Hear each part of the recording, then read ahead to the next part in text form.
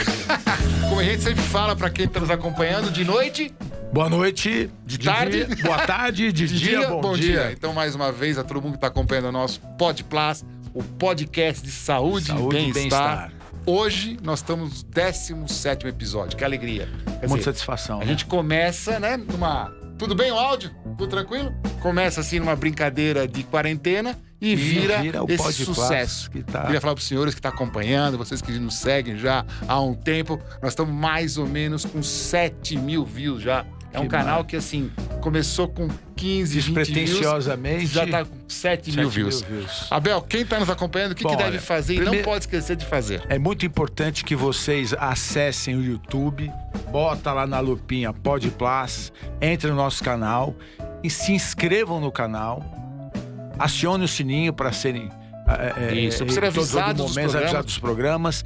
E um detalhe importante, divulgar com os amigos, né? Compartilhar com os amigos, isso é muito importante pro canal. Fundamental, e outra coisa importante também é a gente valorizar o Spotify. Que quem não pode nos ver, pode nos ouvir no Spotify. Também é possível. E também dar uma alavancada no nosso Instagram. O Instagram... Fala aí, Abel. Nós precisamos do Instagram... Podemos usar o Instagram, inclusive, para perguntas, né, Pia? Até para que vocês possam ter um link um pouco mais próximo ao Podplas. Vocês podem fazer perguntas, dar sugestões. Qual que é o Instagram, sugestão Abel? de quem não pode estar aqui sentado com a gente. Qual que é o Instagram? @Podplas. Exatamente. Então, no @Podplas tem todas as informações, todos os nossos episódios. E o que você falou, que é uma coisa que a gente deve sempre ratificar, que o caminho mais fácil é através do YouTube. YouTube/Podplas, já acessa já tá sem nenhum link, certo? E lá estão todos os episódios, o nosso ao vivo de hoje e também todos os episódios que já nós tivemos aqui o prazer de ter vários convidados especiais. Abel, quem nos patrocina? A GCA. Queria agradecer a GCA pelo patrocínio, pelo apoio, por acreditar no nosso projeto, que realmente sem vocês isso aqui não seria possível. Então, muito obrigado, GCA, pelo apoio e por acreditar no trabalho do Piassi, no meu trabalho, nesse projeto. Abel, e hoje nós temos a honra e o prazer, há muito tempo que eu tenho tentado convidar o Dr. Alfredo. O Dr. Alfredo hoje pode estar conosco. Então, Dr. Alfredo, muitíssimo obrigado por compartilhar dessa nossa resenha de final de tarde, o Podplas. Muito obrigado, Dr. Alfredo. Eu pensei assim, Abel, vou falar o currículo do Dr. Alfredo, mas aí que acontece? Ia acabar o programa e não ia finalizar o currículo do Dr. Alfredo Barros. Vamos conversar. Dr. Alfredo, a primeira pergunta que eu faço para o senhor, para a gente começar, não é pergunta, começar o nosso bate-papo. O que levou a senhor fazer medicina? Essa pergunta, quem assiste nós, que acompanha, tem vários estudantes de medicina, o que levou o senhor? Quando o senhor pensou assim, não, eu vou ser médico? Isso foi precocemente? Como é que foi, doutor Alfredo? Bom, Piassi, Abel, legal, gostoso estar aqui, né? Estreitando nossos laços de amizade que já são antigos. Bom, eu não sei. Meu pai era médico lá no interior do Paraná. Meu pai fez a Escola Paulista de Medicina. Formou-se em 51, fez um ano do que se chamava estágio prático depois, não havia residência, e em cirurgia geral e ginecologia obstetrícia, e foi para Marialva, no Paraná. O pai do senhor era de São Paulo? De São Paulo. Quer dizer, nascido em São Paulo, depois é que ele foi se interiorizar. Que interessante. O senhor nasceu em São Paulo? Eu nasci porque meu pai não quis fazer o parto de minha mãe lá, havia poucas condições, ele também era o único médico, então eu vim nascer aqui. E com 20 dias já estava lá de volta. Não, em Marialva. Fui criado lá e estudava. Olha que interessante. Professor, porque assim, nós tivemos semana passada um médico, cirurgião plástico, que esteve conosco de Campo Grande, o Daniel de Campo Grande. E a gente discutiu muito sobre isso. E ele falou que na formação dele, na escola do professor Ivo Pitangui, o professor falava para ele assim, você tem que ir para o interior. Mas isso é recente, ele tem 10 anos de formado, um pouquinho mais, né? Uns 15 anos de formado. 15 anos. E é interessante essa busca, já na época do pai do senhor, com essa ideia já de desbravar, entre aspas. Meu pai sempre teve essa ideia, ele queria fazer medicina no interior mesmo. E foi um pioneiro lá do norte, no Paraná. Eu fiz o grupo escolar em Marialva e depois o ginásio marista em Maringá, 8 quilômetros, e com 15 anos eu vim para São Paulo fazer o colégio marista aqui de São Paulo, arquidiocesano, porque lá não tinha científico naquela época. Agora, meu pai era médico. Agora, desde criança, Piácio, o que eu sempre gostei mais na vida é de ensinar, de ser professor. O meu irmão, que é 2 ou 3 anos mais novo que eu, sempre brincava de médico, operando, aplicando injeção. E eu sempre brinquei com giz e lousa. Interessante. Eu adorava brincar de professor. Qualquer coisa que eu fizesse na vida, eu queria ser professor. E aí, assim que eu imaginei. No começo, que eu vim fazer o colegial aqui em São Paulo, eu imaginei ser um professor de física. E depois, durante o colégio, eu abri os meus olhos o exemplo do meu pai, sabe? A profissão médica. Quando o senhor veio a São Paulo, o senhor não estava fechado que ia ser médico? Eu sabia que ia ser professor. Mas depois, a profissão médica é excepcional, é muito rica, né? Então, esse lado extra-ciência, o lado arte, o lado humanismo, o lado altruísmo, eu sempre fui muito religioso e eu encontrei na medicina a chance de poder ser, sei lá, me realizar mais do que se eu fosse meramente um professor num colégio, que é o que eu estava de início imaginando. Sim. E aí, então, o exemplo do meu pai... O meu irmão foi médico também. Ah, o irmão do senhor também é médico? Ele fez medicina e hoje mora lá. Lá em Marialva. Maringá. Meu pai construiu um hospital lá, nós somos herdeiros. Tem sócios também, não somos milionários, não. Mas... O que ele faz, senhor Alfredo? O meu irmão fez cirurgia geral, depois fez gastro, depois fez endoscopia. Tem uma bela formação e atua lá. E eu tenho uma outra irmã que é engenheira química, professora lá na Universidade Estadual de Maringá. Meu pai, infelizmente, é falecido, minha mãe também. Seguimos o curso da vida. Né? Eu vi que a sua mãe era professora. Era. O fato dela ser professora deve ter instigado o senhor nesse seu desejo de ensinar, de ser professor.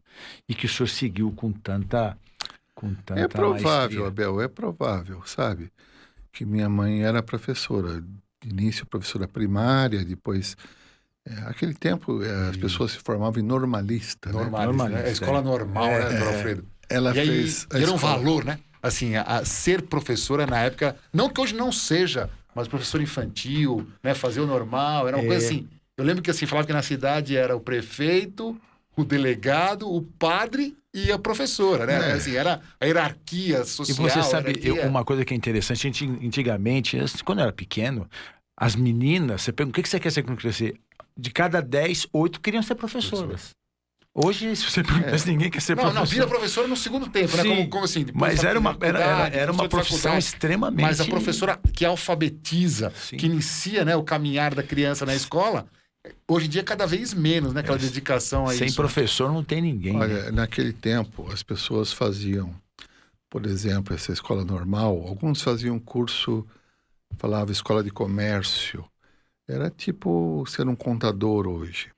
Alguns faziam o clássico, que preparava para engenharia, e o científico... Não, o clássico era para direito. Para direito. E o científico era para engenharia ou medicina. Então havia 4 opções assim no colegial naquele tempo. É porque o curso normal não era um curso de faculdade. Hoje é obrigatório ter pedagogia, né? O normal hoje era não tem mais curso colegial. Colegial. E aí você aprendia psicologia, pedagogia e aprendia muita coisa, sabe? Que talvez hoje a pessoa seja tão bem preparada. Aprendia até latim, né? Latim. Bom, aí a minha... Francês também. O Brasil aprendeu muito tempo francês. A minha mãe foi lá para o Paraná e depois lá, com o crescimento da região, ela fez faculdade de letras, mas bem mais tarde. Piazza, você tocou num ponto aí que a desvalorização da carreira de professor. O professor é tão vocacionado que ele aceita qualquer coisa. Então, eles não se unem para brigar por melhores condições de trabalho, por melhores salários, porque ele aceita, ele sabe. É interessante isso. Eles têm uma vocação mesmo. O professor infantil, né? Professor de... Nossa Senhora. Eu vejo as professoras que foram das minhas filhas, as nossas professoras, né? Elas tinham realmente mesmo. E tratam nós até hoje. A minha professora de pré-primária ainda está viva, Leila. Ainda está viva, não é porque eu estou tão velho, assim. Mas assim, até hoje eu encontro ela, ela é feliz. Legal, né? Ela é feliz com o desenvolver dos seus ex-alunos. Isso é uma coisa que é de que o senhor falou, de dom, né? De amor. Eu me lembro bem das professoras que tive naquela época. E no Japão, eu tive no Japão uns anos atrás, para um congresso médico, depois fiquei mais um tempo lá passeando. E pude observar umas coisas. No Japão, o professor primário é muito valorizado. Sim. Eu fui a um casamento lá e os melhores lugares na igreja, reservados, e depois para a festa, são para os idosos, em primeiro lugar, depois para os professores primários. Dizem que o professor é a única casta que não precisa se curvar perante o imperador. Não sabia? Eu tinha alguma coisa... Eu tinha uma coisa, eu ia falar, para mim eles curvavam-se diante do professor, é o contrário, então. Não, é o professor que não curva... Eles são obrigados a se curvar. Eu achei tão bonito, já na igreja, já reservados os melhores lugares para os idosos das famílias que estavam ali. E já se sabia quem seriam esses idosos, os lugares meio pré-marcados. Depois os professores primários. Isso é fantástico. Quem ensina é uma cultura maravilhosa. E a gente vê que na realidade a educação, aquela balela, né? Não é papo piega, mas a educação realmente é a base de uma sociedade, tudo, né? Sem professor não tem engenheiro, é uma base de uma sociedade. Não tem médico. Infelizmente, apesar toda essa... Agora, aqui eu vou contar uma coisa para vocês. Exatamente o contrário. Eu era médico do Hospital das Clínicas. Ganhava pouco, mas ganhava, né? Sim. Aí eu defendi o doutorado. Não, agora você tem doutorado, você é disputado, mas o cargo de professor assistente doutor da universidade, nós vamos dar para você. O professor titular me falou. Que bom, né? Então, eu deixei de ser médico para ser professor assistente doutor. Meu salário diminuiu 30%. Mas não devia ser o contrário? Não é. É que fica aquele que aumentou muito, não precisa. Mas esse altruísmo, a gente é muito assim, né, doutor Alfredo? O médico como um todo é muito assim, né? Ou seja, quantas vezes a gente não trabalha, não de graça, a palavra não é de graça, mas não tem esse pensamento de... Eu já ganhava pouco por vocação de médico lá na escola. Agora virou professor menos ainda. Quer dizer, o título de professor não foi para dar uma upgrade. Não, e era disputado. Interessante. Muito interessante. Contente que o professor titular... Ele conta como chama? Esqueci a palavra, com a vaidade, né? Vai dar o título de professor, mas vai cair o... Mal sabe ele, né? Doutor Alfredo, mas o senhor sempre deu aula? Assim, sempre deu aula? A vida inteira. O senhor chegou a ter alguma experiência durante a faculdade que era muito frequente, aula em cursinho, ou chegou a ter alguma experiência didática assim ou não? Não, eu gostaria muito de ter dado aula lá no Colégio Arquidiocesano, onde eu me formei. Onde você se formou? Que era o mesmo lugar, né? Ainda no mesmo lugar, era Mariana, no mesmo lugar. Não mudou, né? Mas é uma estrutura muito tradicional e muito bem organizada. Então, os professores todos teriam que ser formados em faculdade ou de física, ou de química, ou de biologia. Então, não havia espaço para um acadêmico de medicina poder dar aula, embora eu gostasse disso. Mas não houve espaço.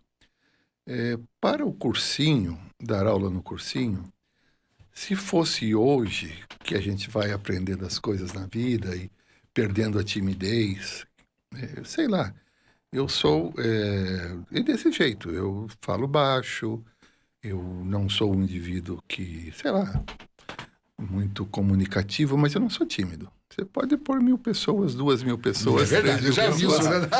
Não. O senhor não é tímido, doutor Alfredo. Eu achei que o senhor um pouco... Não é tímido. O senhor não se acha tímido. Não, perdi toda a timidez. Foi perdendo ou o senhor sempre foi Fui perdendo. Foi perdendo.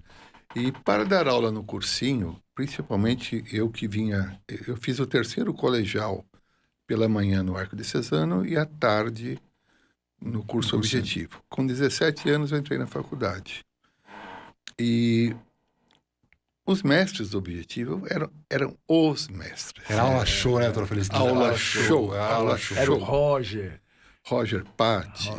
Não, vai falar que existe contemporaneidade, professor. Não, o Roger me deu aula. É verdade, o Roger deu aula, você falou mesmo. O Roger. Como chama aquele Kobayashi.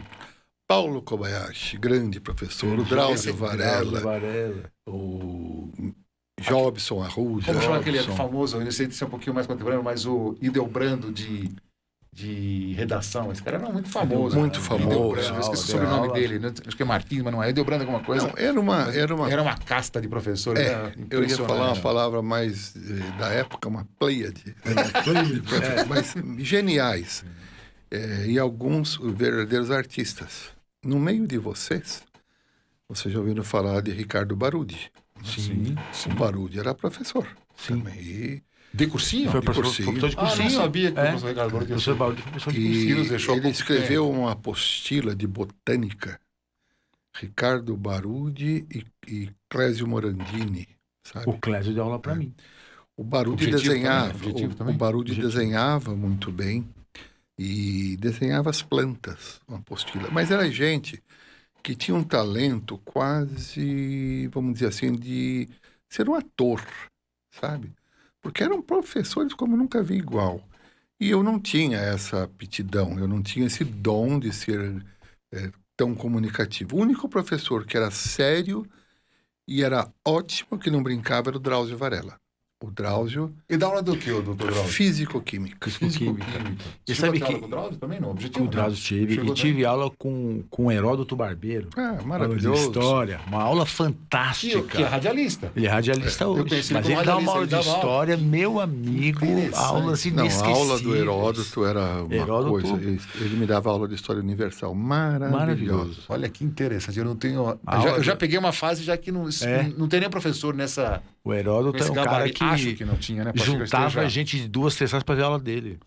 Ele era um cara que e era na Paulista, né? Esse objetivo era na Paulista. Sim. Lá no prédio da Gazeta? Porque o professor tinha que ter esse dom, porque dava-se aula para 300, 400 alunos numa sala. Né? Agora, se fosse hoje... Saía do colégio, cansado, indo ainda para outro. Quer dizer, precisava dar uma... Não. Se fosse hoje, que eu já não tenho mais a timidez... O senhor estaria ali? Eu podia fazer um curso. Né?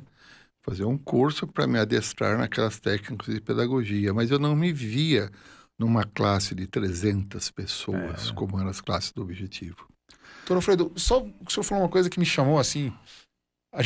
nós não pegamos aqui, quando a gente se formou no curso médico, a necessidade de a gente fazer um cursinho para prestar residência, que hoje é um sucesso. Aquilo não tinha. É impressionante hoje, esqueci, médico curso, acho que é médico curso. Todos os alunos de medicina hoje fazem o tal do médico curso.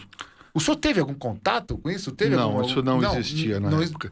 Esse médico curso, eu acho até que você conhece, porque você foi Zezinho. Fui Zezinho. Zezinho eram os assistentes do professor Henrique Walter Pinotti. Quem fundou o médico curso eram 2 ou 3 médicos. Um era o Marcelo Augusto de Oliveira. Sim, conheci o falecido. Ele era da minha classe na faculdade. E ele, Alfredo... Não sabia que ele era um dos idealizadores e fundadores. Eu estou pensando em fazer um cursinho preparatório para medicina. E eu estou precisando de um GO, alguém que saiba gineco e obstetrícia para dar aulas. E nessa altura eu já estava dando aulas, claro. Eu dava aulas na USP e na Faculdade de Santo Amaro.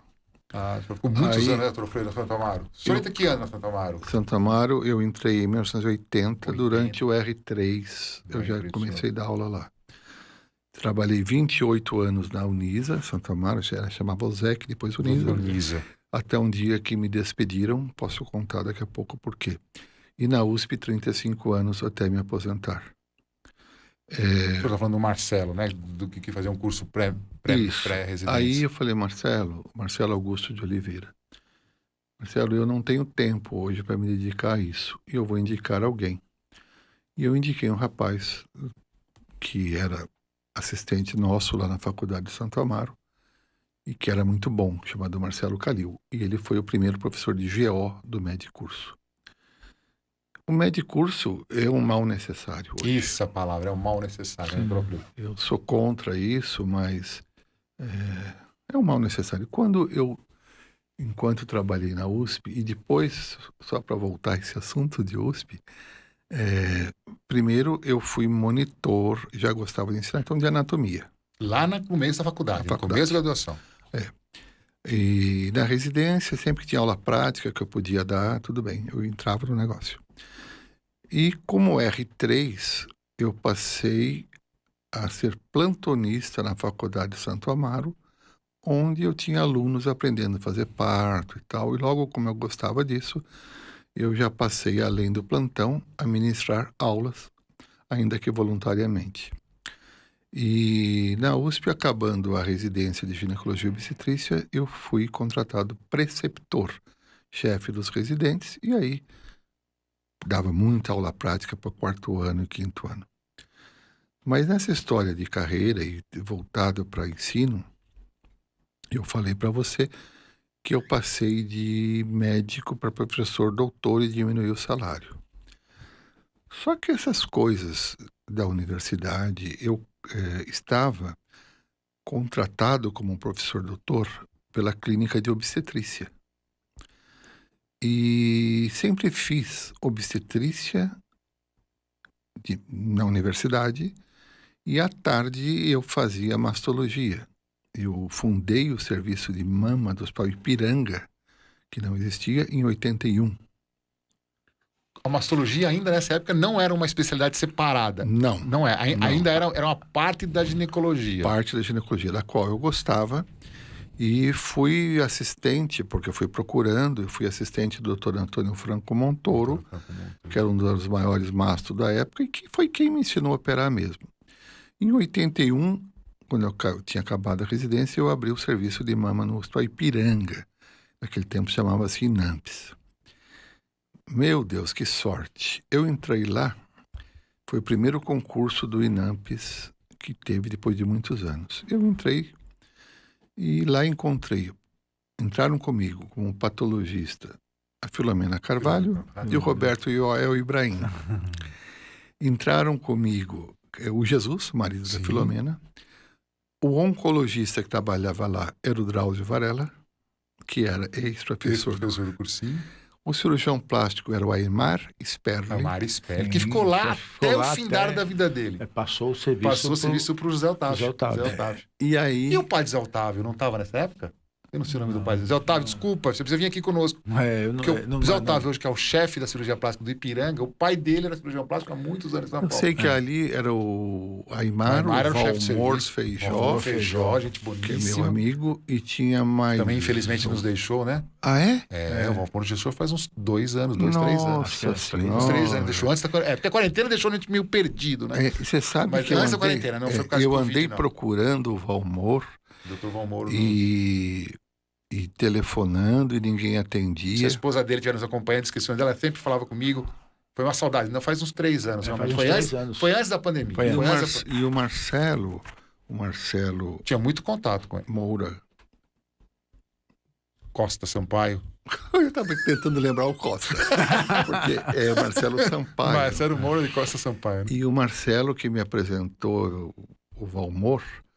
Mas aí eu falei, Valmor, você não era aquele lá do Ipiranga? Ele andava por lá. Mas embora o vínculo... O Aymar que era o... Doutor Valmor, você tinha um estilo. Ele era todo... Porque o Valmor, a origem dele é dos defeitos da face, né? Acho que o doutor Aymar também é os defeitos, não é? Não, o doutor Aymar não. Eu não sei o doutor Aymar. Aymar. Valmor com certeza é os defeitos da face. Com certeza absoluta. Aqui do lado, hein? Hoje lá no eu nosso estúdio aqui. Sim. Com uma camisa... que não é camisa feita em camiseiro, é uma camisa comprada lá no exterior, porque não amassa, né? Mas as minhas camisas geralmente são feitas em camiseiro, com colarinho. Eu não sou cirurgião plástico, mas tem algumas, né? Algumas coisas. Sem fresco, porque o cirurgião plástico tem esse estigma. Doutor Alfredo tá falando. Eu gosto do colarinho que chama Windsor. E o doutor Valmor Feijó, lá no Sírio-Libanês, ele às vezes me encontrava lá e falou, Alfredo, suas camisas estão bem feitas, mas o colarinho está torto. E eu vou... Aquele tempo era difícil encontrar as coisas no Brasil, hoje tem. A próxima vez que eu for para a Europa, eu vou lhe trazer barbatanas de camisa, de colarinho. De camisa da gola Windsor, sabe? Porque o tamanho da barbatana faz diferença. Faz. E tudo, assim, se imaginar, se você pegar a sua lava-roupa em casa, deve ter 200 mil barbatanas. Porque a senhora que lava, ela não tira. Aí cai. Aí ele falou, essa barbatana que usa aqui, que é de plástico, não presta, hein? É tudo torto. É tudo torto. Aí ele me trouxe umas de metal douradas, sei lá, umas 10, 20, que são as que uso até hoje. Sim. Quando eu esqueço que vai para lavar, a moça que lava, ela acha e tira e volta. Esse é o Valmor. Mas eu falei do Valmor porque era sócio do Aimar Ipiranga. Olha o time que eu tinha. Só fera. Só fera. O Drauzio fazendo... Eu sei que no segundo ano que eu estava ali, eu já abri o que eu gostava sempre de ensinar. Eu abri o estágio de mastologia no Ipiranga. Em 83? 82. Mas você viu, Abel, que a história da mastologia ela é uma história recente. São 60 anos, né, a sociedade fez. A sociedade foi fundada em 59. 60 anos. 59? Então 62. Eu achei que era menos, porque a nossa tem 70. Cirurgia plástica tem 70. Não. Eu lembro da comemoração de 60 anos da sociedade. Agora, doutor Alfredo, é interessante, porque na verdade... Mas conta, eu não queria interromper o senhor, mas assim, em relação a isso, esse começo da mastologia, para mim tem começado ali. Não era especialidade. Ela era ginecologia, que fazia uma especialidade em mastologia. No começo, essa época de 59, que se chamava Sociedade Brasileira de Patologia Mamária, se reuniam as pessoas interessadas no tema. A maior parte eram pessoas ligadas à cirurgia oncológica. Sim.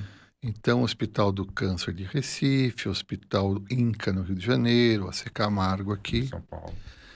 E havia um ginecologista nesse meio. Era João Sampaio Góes Júnior. João Sampaio Góes Júnior, ele... Acabando a formação aqui de ginecologia, ele foi para...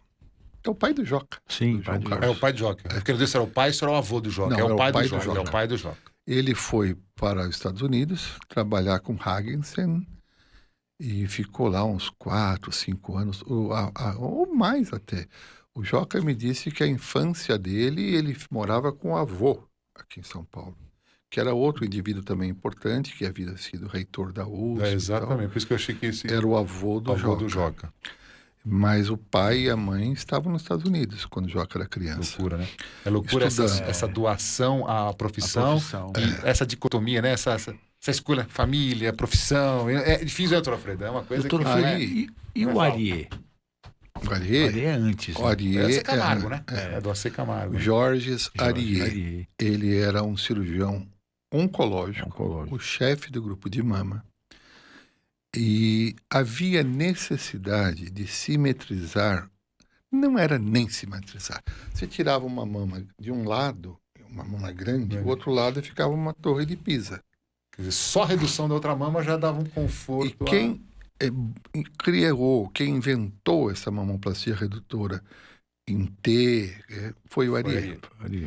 E depois o Pitangui aí melhorou, não sei o que ele modificou, e a técnica ficou chamada de Ariê Pitangui. Na verdade, assim, a técnica do Dr. Ariê era só uma cicatriz vertical que ultrapassava o sulco. Aí o Pitangui inventou os triângulos laterais, por isso que ficou Ariê Pitangui. Você sabe que eu uma vez eu fiz um levantamento, isso não vamos discutir. Desculpem. É uma conversa que a gente sempre fala. É uma conversa, é um bate-papo como se tivesse um bar, só que regado a água aqui, porque a gente, afinal de contas, somos médicos. Sim. E não podemos. Mas brincadeira, doutor Alfredo. Mas a história fala, não sei, eu vou revisar. Mas é que eu tinha que, assim, que o Pitangui realmente, como o doutor Alfredo falou, a Ariê tinha feito realmente a técnica em T. O Pitangui deu uma refinada, emagreceu realmente a região inferior. E aí lançou como técnica de Pitangui. Aí foram lá, puxaram um pouco a orelha, e aí ele colocou Ariê Pitangui. Aí ele porque começou com o doutor Ariê. Aí depois veio Ariê Pitangui e a técnica de Pitangui. A do Pitangui pura é porque ele introduziu a quilha. Ele para retirar. Para retirar. Eu sei que ele foi e voltou. Que ignorado a Ariê, depois ele volta com a Ariê. Mas, doutor Alfredo, eu acho que assim, o senhor falou uma coisa para mim que eu tenho certeza, que não é que certeza que seja verdade, mas assim, que Deus coloca algumas pessoas nas nossas vidas sem a gente querer, né? E elas que vão, entre aspas, nos encaminhar, né? E assim, aí eu estou falando assim, se eu chego no Hospital Ipiranga, E o estava todo mundo lá. E o staff que hoje é um sucesso, estava começando ali. Eu pude crescer muito ali. Muito legal isso. A primeira estagiária que eu tive chamava-se Ana Glória Dias da Silva. Ela tinha feito 2 anos de residência no Hospital Heliópolis e veio ajudar as cirurgias. Para mim foi uma mão na roda, porque eu ensinava e tinha quem... Eu queria voltar ao Sampaio Góes Júnior. Vamos lá. Ele, ao voltar dos Estados Unidos, o José Medina, que era o professor de ginecologia, pediu para ele organizar a mama na ginecologia. Piassi, a mama no HC, Hospital das Clínicas naquele tempo, tinha 4 leitos na cirurgia do Alípio Correia Neto. Como em todo lugar no Brasil, era mais tocada por cirurgiões gerais e cirurgiões oncológicos.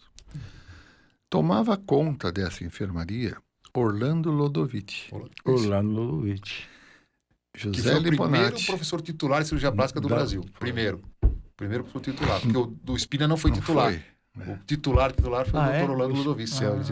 Que foi muito próximo da ginecologia e nos ajudava muito nas neovaginas. Sim. Ele e o Oribe. Cosi Oribe. Bom, aí havia também um jovem que trabalhava na enfermaria da mama, chamado Joaquim José Gama Rodrigues. Fazia mama, câncer de mama, com Alípio Correia Neto. Essas histórias são lindas, né? Essa história, se escutar, doutor Alfredo, isso aqui fica gravado para sempre. Essa é legal do YouTube. Quando eu estudei na Faculdade de Medicina, no meu livro de clínica cirúrgica Alípio Correia Neto, tinha capítulo de mastectomia, escrito pelo Gama Rodrigues, que tornou-se depois um ícone da cirurgia gástrica. Né? Ele é a esposa, né? Ele é doutor Angelito. Aí, quando o Sampaio Góes estava montando a cirurgia de mama lá na ginecologia, a cirurgia geral deu graças a Deus, porque precisavam daqueles leitos, sabe? Eles achavam que era uma área que não era muito promissora em termos de... Aquele tempo era gastrectomia, todo mundo quer fazer gastrectomia, vesícula. O cirurgião bom é que fazia aquela gastrectomia linda. Seletiva, super seletiva, vagotomia. Aí, doutor Alfredo, achei que você estava de omeprazol. Omeprazol, pronto. Acabou tudo. Aquele tempo era B1 e B2. B1 e B2, Birrot 1 e Birrot 2. Parecia os bananas de pijamas, era B1 e B2. É verdade. Depois que vem a VGP seletiva, isso, desculpa mais uma vez, quem se empolga nesse papo... Mas aí, graças a esse esforço do Sampaio Góes, do professor Medina, puxar a mastologia, puxaram a mastologia para gineco na USP. A cirurgia cedeu. E aí começou. A USP era um modelo de formação. Aí o Sampaio Góes formou o Aurélio Zec, que era ginecologista, o Domingos Pet. Quando eu passei, eles eram os chefes. Começou a crescer o Braz Martorelli, que eram ginecologistas aqui na USP. E aí começou, em vários estados do Brasil, João Silveira, no Rio Grande do Sul, que eram ginecologistas também. Dr. Hélio Eloy na Bahia, Dr. Salvador em Belo Horizonte, gente que era ginecologista e passou a se interessar pelo câncer de mama. Será que é daí que vem a origem, que a gente hoje em dia, entre aspas, mastologia, é tanto cirurgiões quanto ginecologistas? É daí. Porque, assim, poucas especialidades têm essa bipartição inicial, né? Fala. Doutor Alfredo, a Sociedade Brasileira de Mastologia começou em 59. E quem são os fundadores? Alberto Lima de Moraes Coutinho foi o primeiro presidente. Era um carioca. Nomes de destaque na época que foram a doutora Dair Eiras, doutor Jorge Marcilac,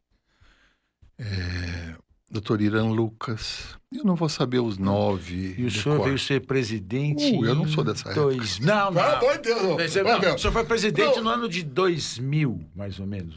98, 99. Doutor Alfredo, quem falou, o senhor falando em mastologia e em relação à docência de dar aula, né?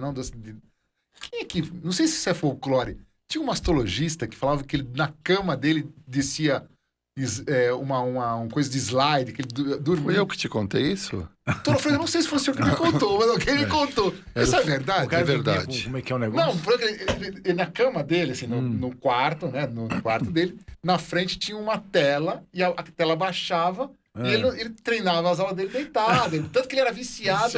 Na didática. Era o Fernando Gentil. Fernando Gentil, exato. Que também era do AC Camargo. Era do AC Camargo. Não sei se foi o que o senhor me contou, não, mas alguém me contou essa história. O Fernando Gentil, ele era um exímio cirurgião oncológico. Não é vivo, né, doutor Alfredo? Não, ele ficou 5 anos no Memorial, operava tudo. Tumor ósseo, gástrico, pulmonar, e mama, e pelvis, tudo bem. Grande cirurgião. E uma vez eu jantei na casa dele e ele que me mostrou isso. Primeiro, ele tinha um armário com aquele tempo dos slides. Os slides. Né? Milhares de slides. Ele ia puxando o gavetão, assim, ia puxando o slide.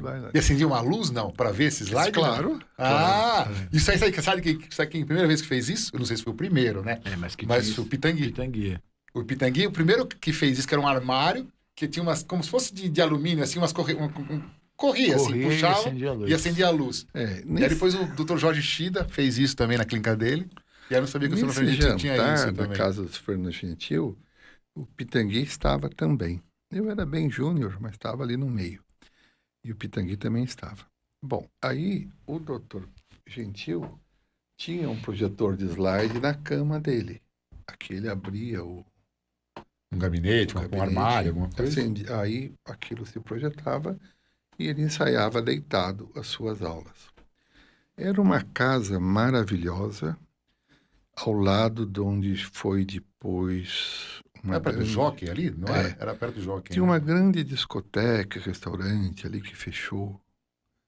Era vizinho deles ali, era top aqui em São Paulo. Era uma casa linda, com uma piscina com uma cachoeira, e no andar de baixo da piscina era uma quadra de tênis. Onde jogava, o Fernando Gentil jogava tênis também, e o filho chegou a jogar tênis na Copa Davis, chamava-se Fernando Gentil também. Representou o Brasil na Copa Davis. Eu posso dizer para você que é a casa mais bonita que eu vi na minha vida. Né? E talvez o jantar que eu tenha, porque eu devia ter, porque naquela época, 28, 29 anos. Às vezes não marca, né, essas coisas, né? Eu fui convidado e eu conversei com o Pitangui, sabe? Que para mim era uma, sabe? Ele tinha essa aura, né? Todo mundo queria conversar com ele, mas ele era muito educado. Jamais ele... Quem é você? Eu não ia falar, sabe? Ele tinha uma simpatia natural. Ele tratava todo mundo muito bem. Que não é o caso, mas tem um episódio interessante de simpatia.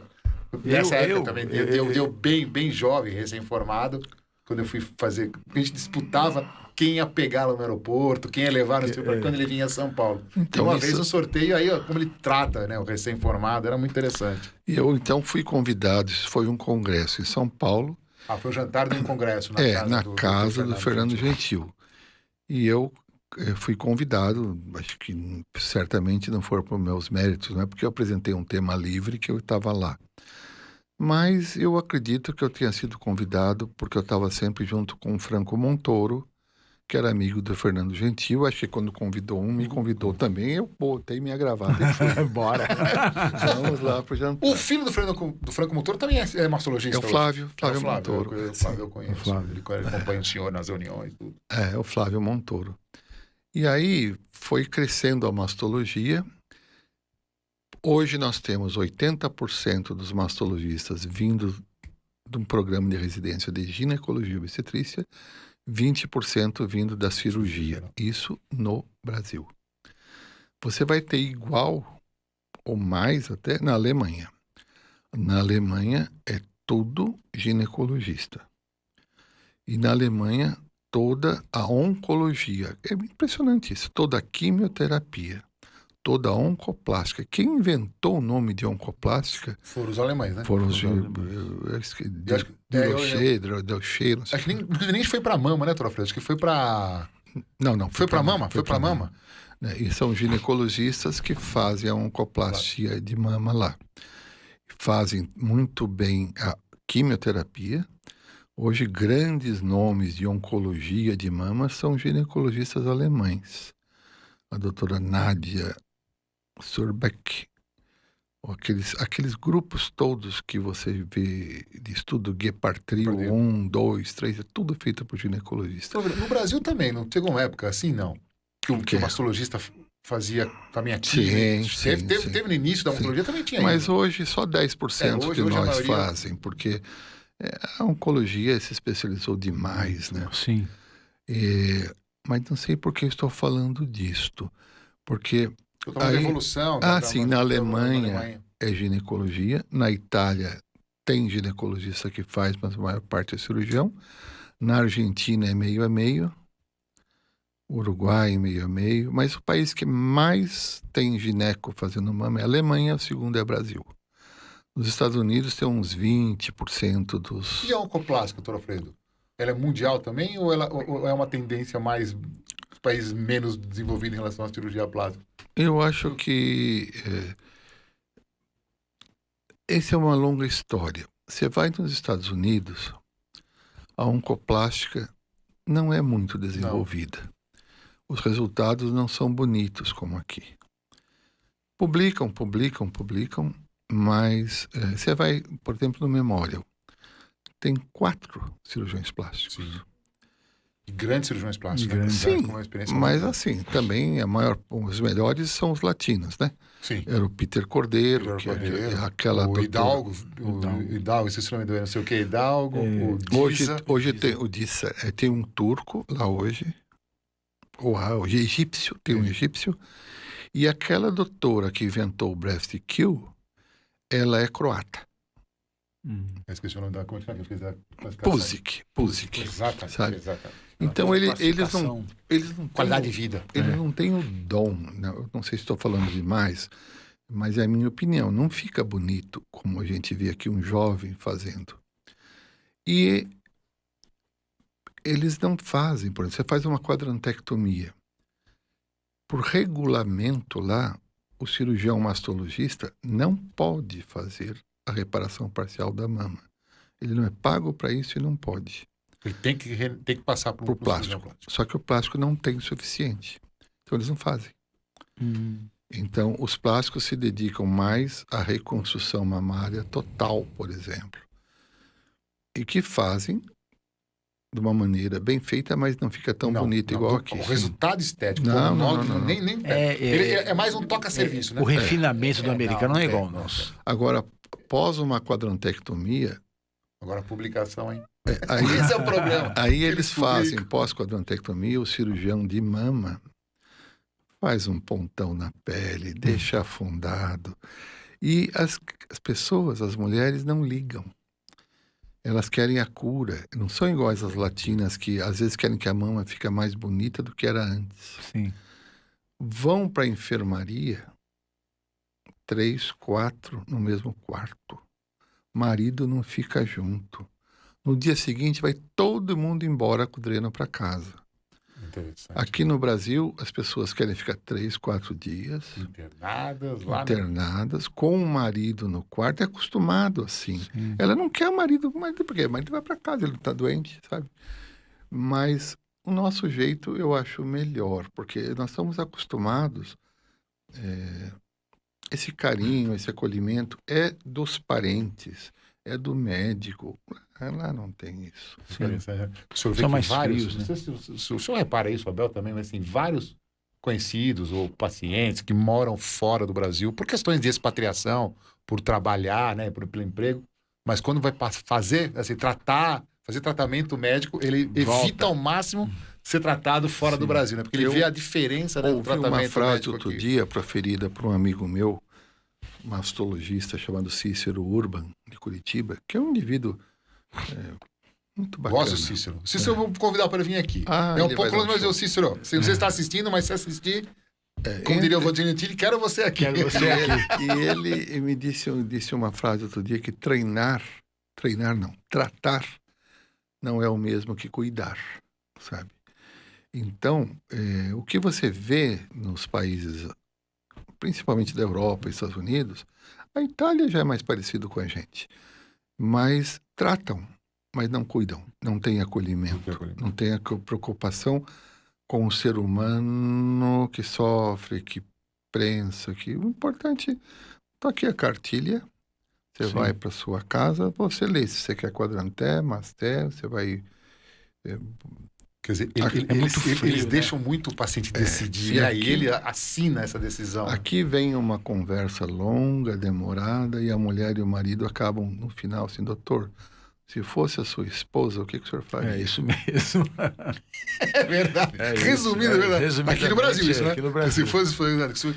Mas uma coisa eu que eu acho pensei, isso importante. não sei que, eu acho que eu já falei aqui algumas vezes, vocês me desculpem a minha repetição, mas eu tenho essa sensação, não sei, um professor durante a nossa formação médica falou, quando você atender um senhor mais velho, pensa no seu pai, da sua idade, pensa em você, no seu irmão, mais novo no seu filho, ou no seu sobrinho, no seu neto, e isso é uma coisa que o brasileiro faz muito, o médico brasileiro faz muito.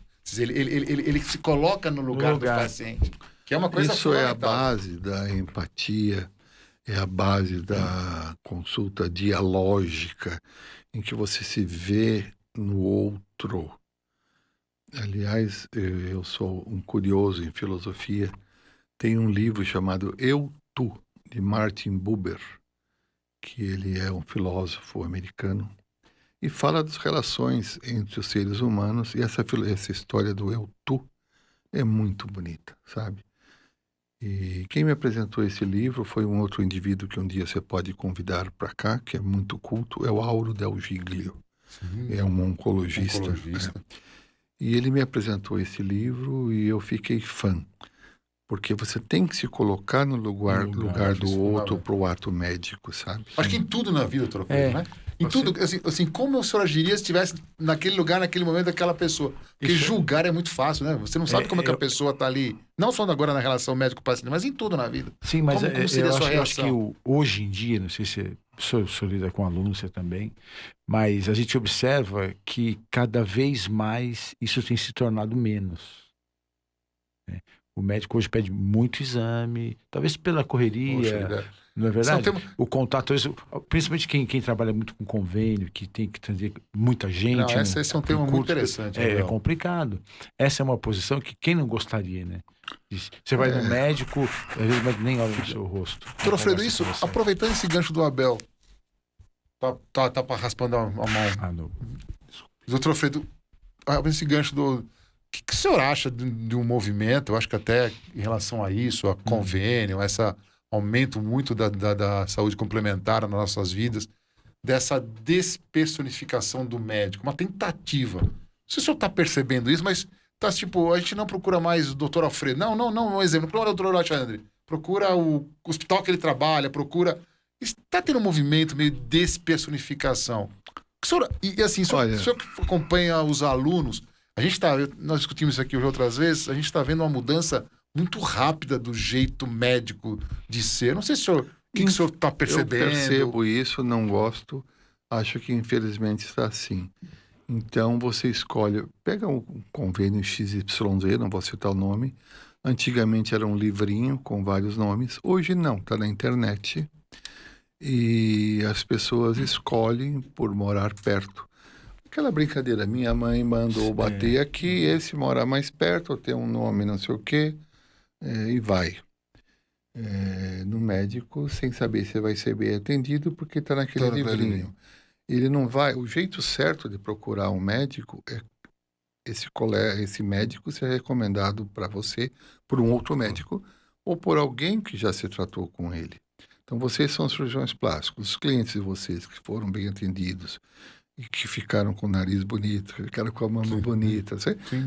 Eles têm seus amigos, olha, eu fiz... Que é o ideal, né, doutor Alfredo?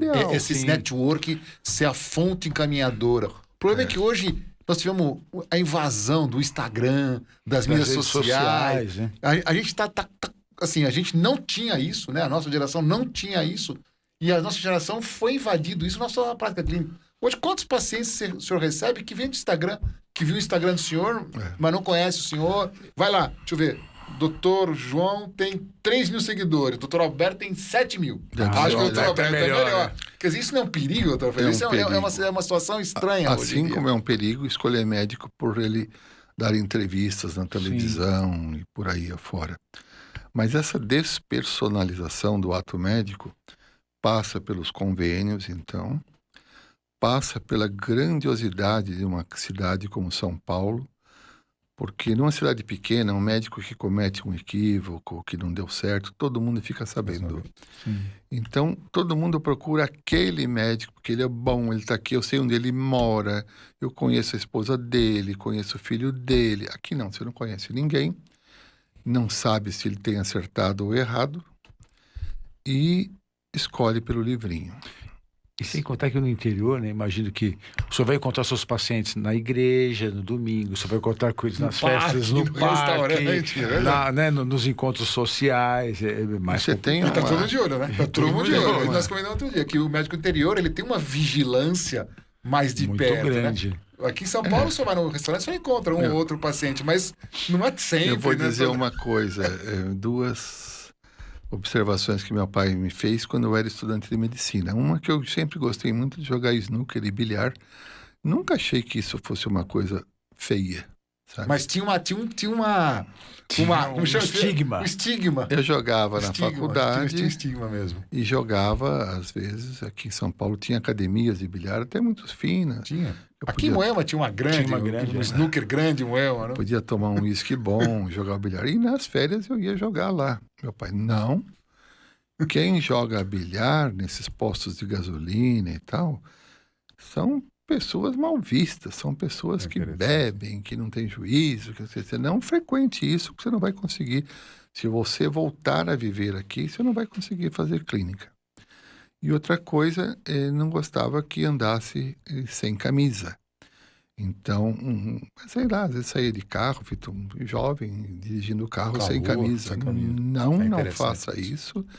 Isso também não compõe a imagem de quem quer ser médico aqui na cidade. Como nós perdemos isso, né? Nós perdemos isso. Eu acho isso... Eu lembro assim, nós pegamos, o doutor Alfredo, professor de técnica cirúrgica, não deixava brinco, homem, não deixava homem. Quer dizer, mudou, né? Não sei, a gente não pode falar se foi para melhor ou pior, porque a gente não tem, porque a gente não pode pensar também 2021 com a cabeça de 1990. Agora, mas a sociedade mudou, né? Mudou. A gente tem que encarar algumas coisas que a gente não gostaria de encarar, né? Essa aceitar, né? Personalização em todos os níveis. Aí quem está no SUS dificilmente usa crachá, sabe?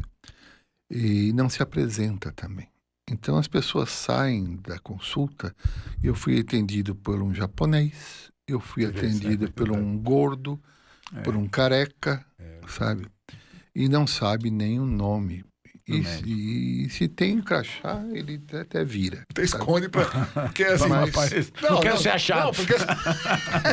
Porque sabe, existe um monte de problema. Porque o pessoal que trabalha na linha de frente nesse não, é difícil. Prefere...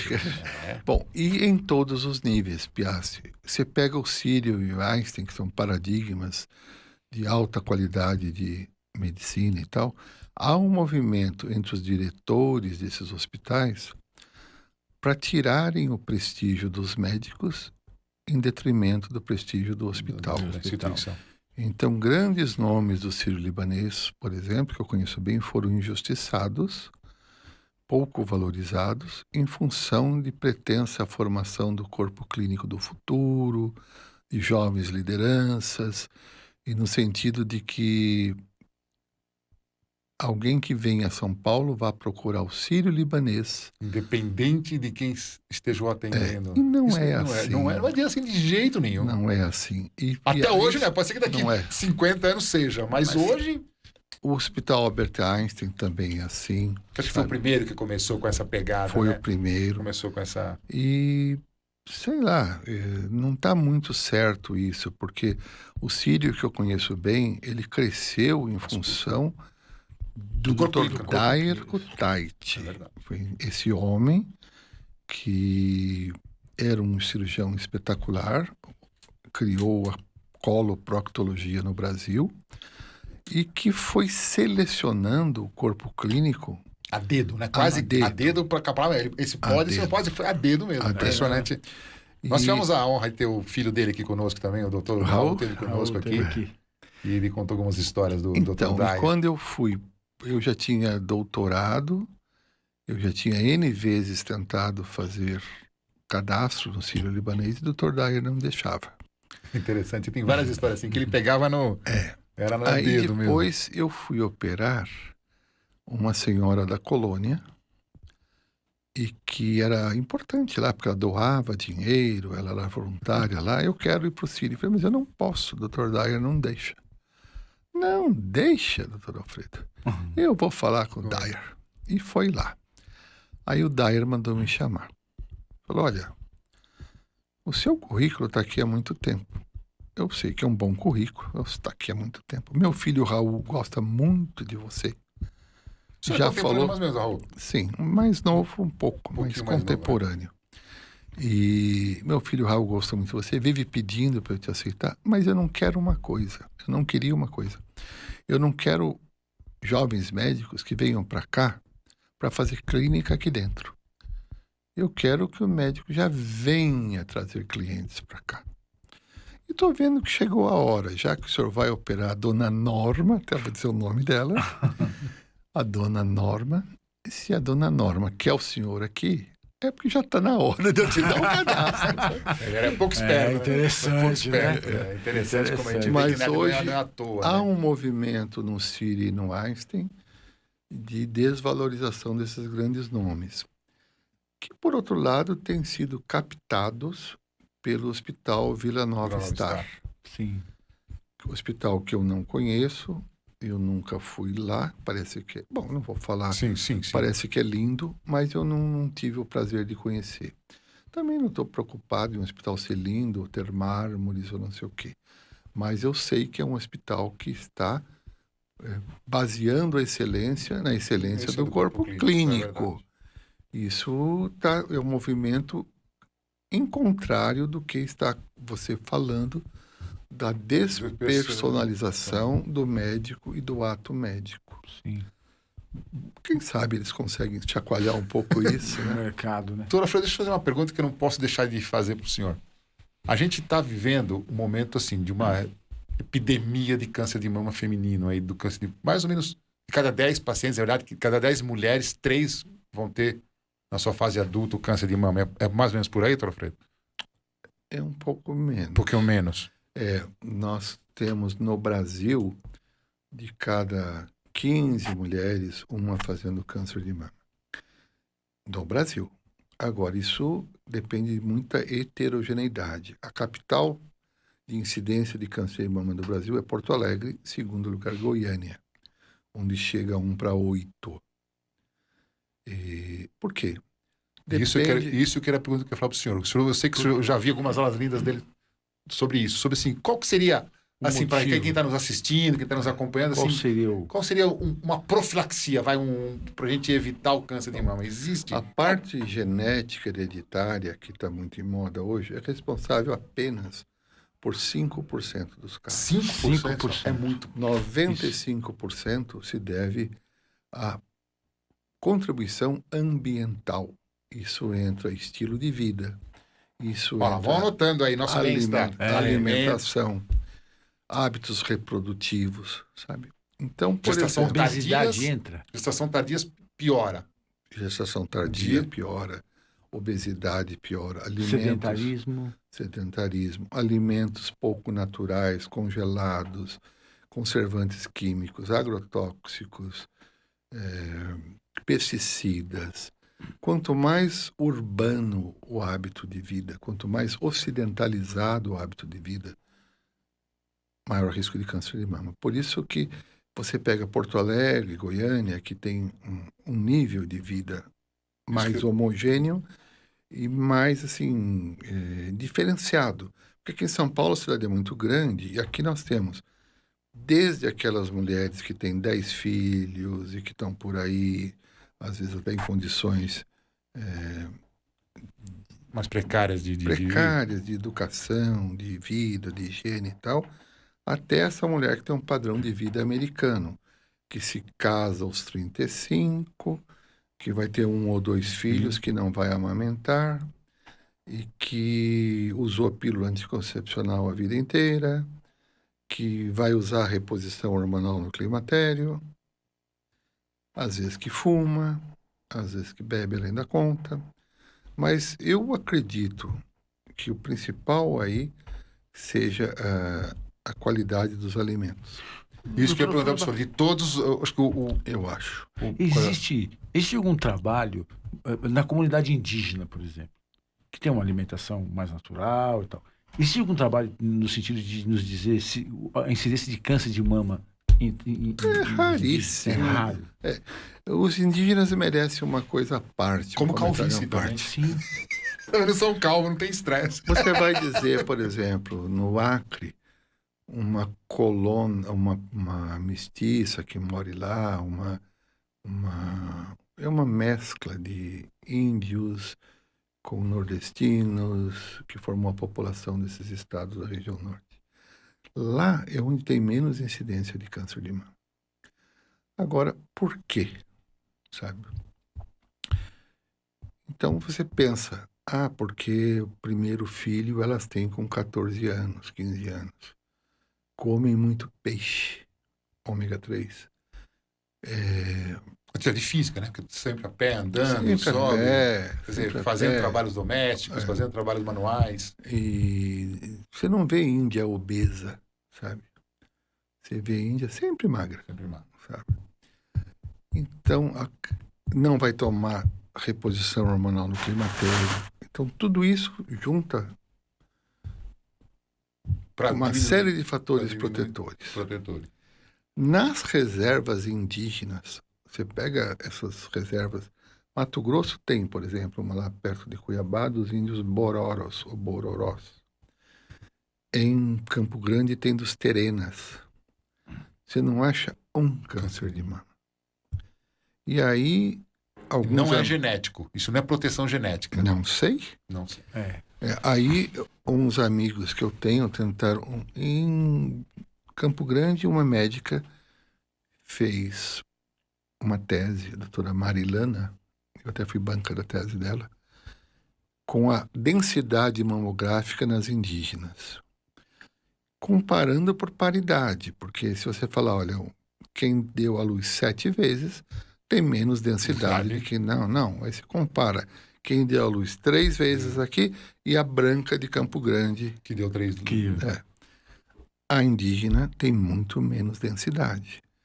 E essa densidade, esse branco na mamografia, significa, no fundo, mais células-tronco de câncer com capacidade de acordar algum dia.